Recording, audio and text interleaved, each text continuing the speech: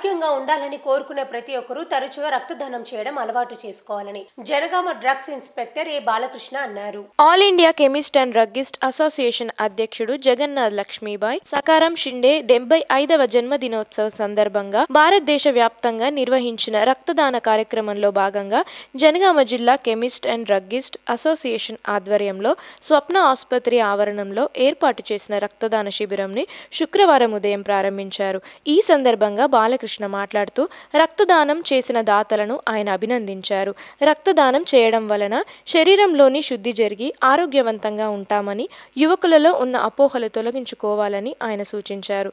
ఈ శిబిరంలో 88 యూనిట్ల రక్తదానం చేసినట్లు రక్తనిధి అధికారి డాక్టర్ పి కరుణాకర్ రాజు తెలిపారు. రెడ్ క్రాస్, లయన్స్ క్లబ్ల ప్రతినిధులు, వైద్యులు ఈ శిబిరంలో పాల్గొన్నారు.